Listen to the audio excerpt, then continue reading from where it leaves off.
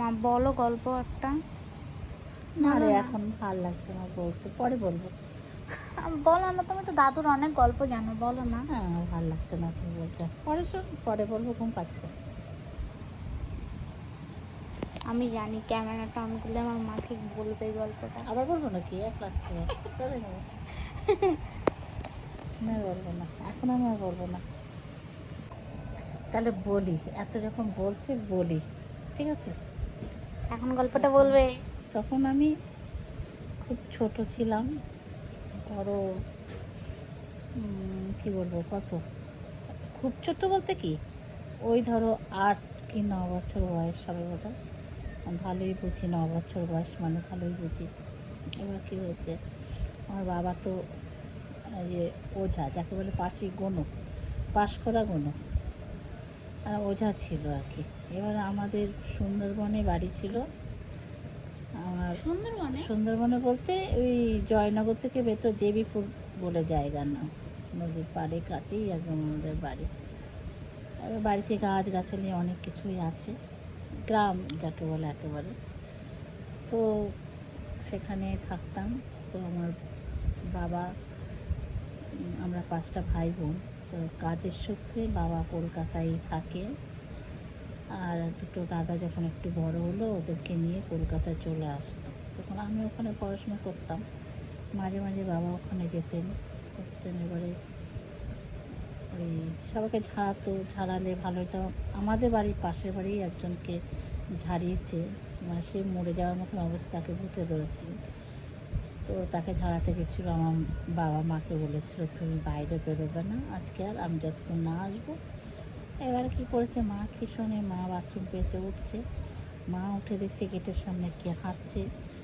আমরা যখন টর্চ লাইটের আলো মেরে তোমার সামনের দিকে যাই, আর সে কী করছে, টর্চ মারছে, পেছনে হাঁটছে।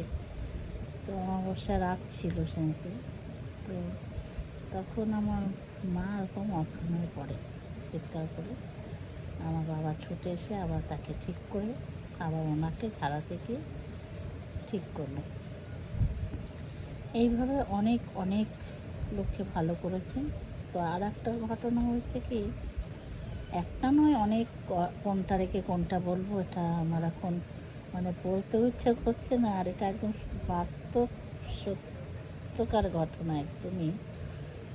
তো আমাদের ফুল গাছ ছিল, পেয়ারা গাছ ছিল, তারপর তোমার কলা গাছ বলো, নানান রকমের গাছগাছালি, পুরো 15 কাঠা নিয়ে বাড়ি ছিল ওখানে। সবার প্রত্যেকেরই ওরকম 15 কাঠা নিয়ে, পুকুর টুকুর নিয়ে বাড়ি।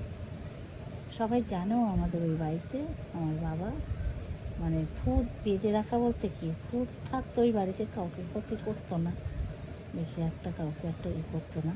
কিন্তু আমাদের কখনো ভয় টয় দেখাতো না, কিছু না। কিন্তু অন্য লোকেরা ভয় পেত ওই বাড়িতে, আমাদের বাড়িতে ঢুকতে গেলেও ভয় পেত। কেননা এরকম অনেকবার হয়েছে নাকি, যারা ভয় পেয়েছে তারাই এসে বলেছে। আমাদের কাছে কুল পাততে যেত, সন্ধেবেলা নেই বা দুপুরবেলা নেই, তখন ওরকম নাকি বলতো কেড়ে কেড়ে বলে ভয় দেখাতো না, কীরকম কিছু একটা, কিছু বড়সড় কিছু দেখতো, কুল পাততে পারতো না। আর একদিন আমাদের জায়গায় একটা পাশের বাড়ির একজন পুকুর পাড়ে, তাদের পুকুর পাড়ে পটি না করে আমাদের পুকুর পাড়ে পটি করতে এসছে। এবার সে ওই রকম তাকে তুলেই ছেড়েছে, নাকে নাকে কথা বলে তাকে উঠিয়ে বসিয়ে জামা প্যান্ট ধরে নিয়ে ছুটে বাড়িতে গিয়ে তার মাকে বলছে এই অবস্থা। তার মা আবার আমাদের এসে বলছে এরকম। তো এইসব নানান রকমের ঘটনা, কোনটা রেখে কোনটা বলবো, এরকম আর সত্যকারের ওটা বলো, একেবারে। ওই যে দাদু একটা রাস্তা দিয়ে হেঁটে আর আসছিল একটা গাছের। আর একটা ছিল, এরকম গল্প, অনেক গল্প নয়, সত্যিকারের কথাই। এরকম একদিন একটা জায়গায় গেছিলো ঝাড়াতে, কাকে পুঁতে ধরেছিল। আর ঝাড়াই কীরকম, ধরো এরকম বড় লোহার দাও বলো, কাঁচি বলো বা রড বলো, ওগুলোকে একদম লাল টকটক করে পুড়িয়ে, যেমন আগুনে পোড়ালে তো লাল হয় জিনিসটা, ওই লাল আগুনটাকে আমার বাবা হাতে এরকম এরকম ধরে টেনে নিয়ে, ধোঁয়া উঠবে এমন ঝাঁক করে, আর এমন বিচ্ছিরি গন্ধ, পুরো আগুন হয়ে, মানে হাত দিয়ে না, মানে দেখালে আমি তো দেখাতে পারবো না, বোঝাতে পারছি না। এই রডটাকে এরকম ধরে এরকম করে ধরে নিয়ে এরকম তার গায়ে ছাড়াবে। তো যাই হোক ওরকম ছাড়িয়ে আসছিল আস্তে আস্তে একটা রাস্তার উপরে, তখন অনেক রাত আসছিল। এবারে ওই সামনে একটা বট গাছ ছিল, ওই বট গাছটা কী করেছে, দাম করে পড়েছে বাবার সামনে। বাবা বলছে কী ব্যাপার, গাছটা পড়লো কেন হঠাৎ করে, এরকম ঝড় নেই কিছু নেই। এইবার আমার বাবা পেছনের দিকে সরে আসছে, আসার পরে এবারে আবার গাছটা অটোমেটিক উঠে দাঁড়ালো। দাঁড়ানোর পরে বাবা চিন্তা করছে আমার জবটা মতো ঠিকঠাক আছে তো, বাবা ঠিকঠাক করলো, আবার যাচ্ছে, আবার গাছটা ডাল ফাল ভেঙে নিচে পড়ছে। বাবা তো ভাবছে কী ব্যাপার, এই করতে হতে আবার মন্ত্রগুলো ঠিকঠাক করছে। ঠিকঠাক করতে করতে তখন আবার যে উঠছে, বাবা ওখানে কোনো মতে ছুটে পালিয়ে এসছে ওখান থেকে, ছুটে এসে বাবার একটা মন্ত্র হয়তো কিছু একটা ভুল হয়েছিল, বাবা বলছিল এগুলো সবসময় একটু উল্টোপাল্টা হয়ে গেলে নিজেদেরই ক্ষতি হয়। তো এরকম অনেক ঘটনা। তারপরে আমার দাদা পাশে ছুঁয়েছিল, ছোটো ছিল আমার দাদা তখন 3 বছর হয়তো না 5 বছর। আমার বাবা নিজেই ভূতের সঙ্গে লড়াই করতে করতে বা আমার দাদার গলা চেপে ধরেছে, মা তখন ছাড়িয়েছে। মা যদি পাশে না থাকতো তাহলে হয়তো অন্য কিছু হয়ে যেতে পারতো। তারপরে আয়না দর্পণ যাকে বলে, পাটি চালান বলো, আমার বাবা সবই করতো। এইবারে একদিন তো পাটি চালানো আমি দেখেছি, আর ওটা আমার ভালো মনে নেই, কিন্তু আয়না দর্পণ যাকে বলে, আয়না দিয়ে চোর কে চুরি করেছে না করেছে কোথায় রেখেছে সব বলতে পারে। তো একদিন ওরকম আমাদের 5-6টা বাড়ি পরে হবে হয়তো, তো ওদের জিনিসপত্র, ভাইয়ের জিনিসপত্র হারিয়ে গেছে। ওরা জেঠুর ঘরের জিনিস আর কাকার ঘরের জিনিস চুরি হয়ে গেছে, জেঠুর ঘরের ছেলে কাকার ঘরের ছেলের জিনিস চুরি করেছে।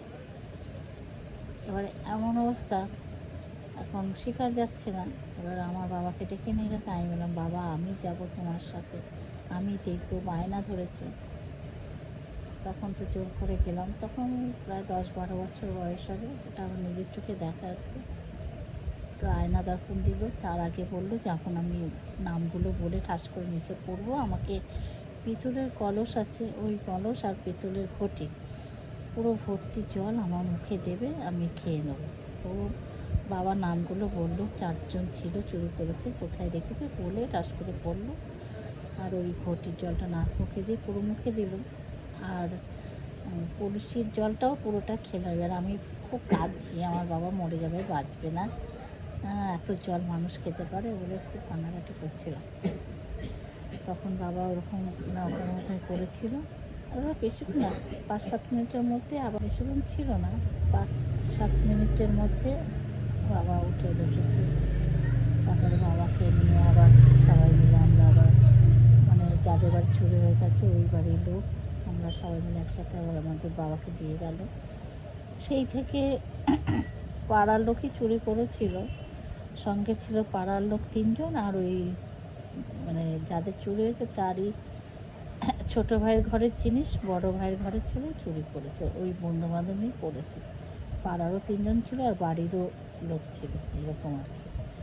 তো পাড়ার লোকটা সব খেপে গেছিলো, যা স্বাভাবিক কথা, তাদেরকে মারধর করা হয়েছে, তাদের অপমান হয়েছে, তারা আমাদের প্রতি একটা খাড় হয়ে গেছিলো, খাড় বলতে রাগ হিংসা হয়ে গেছিলো। তখন আমরা থাকতে পারিনি ঠিক মতো, আমাদের উপর অনেক রকম টর্চার অনেক রকম করেছে। তখন বাবা আস্তে আস্তে ওই জায়গাটা বিক্রি করে, এই বিক্রি করার আগে আরও ঘটনা, আমাদের একদম ঘরও লাগোয়া সামনের বাড়ি, জেঠু বলে ডাকি আমরা, ওই বাড়ির যে বৌমা ছিল জেঠিমার, ওই বৌমাকে খুব মারধর করতো ওই বাড়ির দাদাটা। তো ওই দাদা খুব মারধর করতো, অশান্তি হতো, আর বৌদি খুব ভালো ছিল, ভয়ও পেত দাদাকে খুব। তখন ওই বৌদির তখন বাচ্চা পেটে ছিল, ওই অবস্থা তাড়া করেছে দাদা, আর বৌদি কী করেছে ভয়ে, অত জ্ঞান ছিল না, আমাদের ওই যে ঘরটা ছিল, আমরা তো তখন থাকতাম না ওখানে, কলকাতা চলে এসেছি, ওই ফাঁকা ঘরে তখন বৌদি লুকিয়েছিল।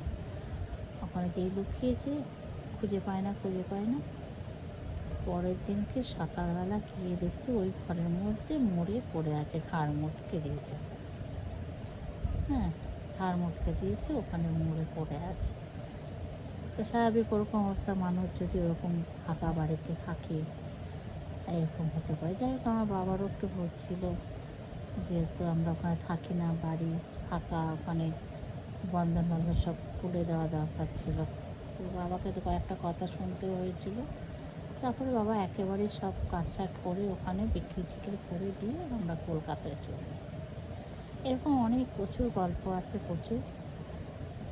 কোনটা রেখে কোনটা বলবো এখন তো এত বলা দাদু সম্ভব না। বাড়ি মানে বাড়িতে ইয়ে করতো কখনো, মানে ওই তান্ত্রিকরা যেরকম করে না, না না, যজ্ঞ যোগ্য টাইপের? টোগ্য কিছু করতো না। আমার বাবা একটা মানে ঝাড়া দিত, একটা মন্ত্র এমন ঝাড়া দিত, আর ওই সঙ্গে ওই কিছু একটা লোহার জিনিস পুড়ে এমন ঝাড়া দিত, এক ঝাড়াতে সে ভালো হয়ে যেত, দ্বিতীয়বার আর লাগতো না এরকম ছাড়া। তারপরে সবাই সম্মানও করতো, অনেক জিনিস, প্রচুর জিনিস দিয়েছে। এখনও পর্যন্ত আমার কাছে একটা ঘটি আছে পিতলের, আমার বাবা আমাকে দিয়েছিল। প্রচুর লোকে প্রচুর জিনিস দান দান করতো, বাবা এক পয়সা নিত না, এক পয়সাও নিত না। সবাই ভালোবেসে, যে ভালো ফল পেয়েছে তখন তারা ওরকম জিনিসপত্র দিত, টাকা পয়সা নিত না, আর যোগ্যটুকু করতো না, ব্যাস।